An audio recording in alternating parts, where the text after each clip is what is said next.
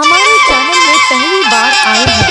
तो Marathi DJ song को लाइक and subscribe कर लीजिए प्लीज।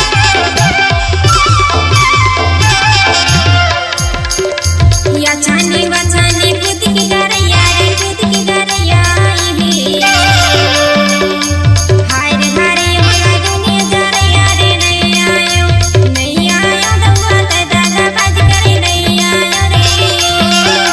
नहीं आयो दवा ते दागा बाज करे नहीं आयो रे या छानी बछानी खुद की गरैया रे खुद की गरैया हाय रे हारे मला दुनिया जरैया रे नहीं आयो दवा ते दागा बाज करे नहीं आयो रे नहीं आयो दवा ते दागा बाज करे नहीं आयो रे बिना पावन के पानी पीपर पांडोला आया ही जरूर के मोर मन बोला रे मोर मन बोला नहीं आए भैया कैदा गवाज करे नहीं आए भैया कैदा गवाज करे नहीं आए हो।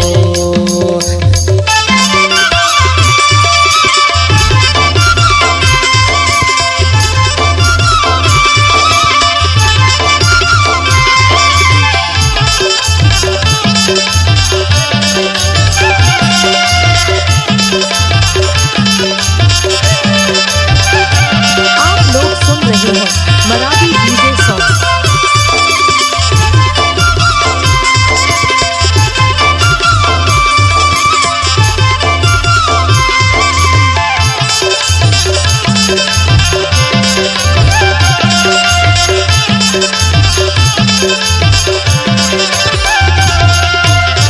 पूरा परोसन के हमें जरैया रे हमें जरैया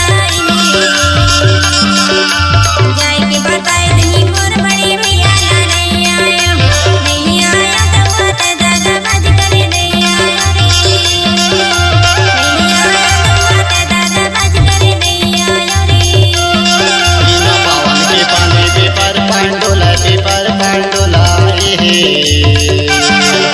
आया ही जरूर के मोर मन बोला नहीं आए भैया कैदा गवाज करे नहीं आए हो नहीं आए भैया कैदा गवाज करे नहीं आए हो।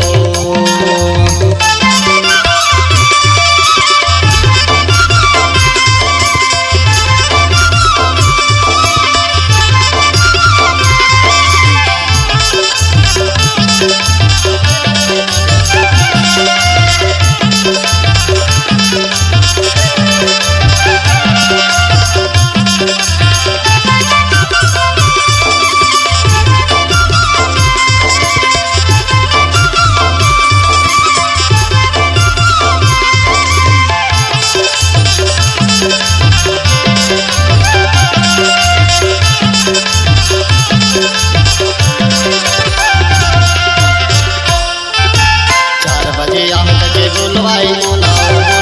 मोला बैठे पाते रमता रस के मुझोला वो नहीं आए भैया कैदा गवाज करे नहीं आए हो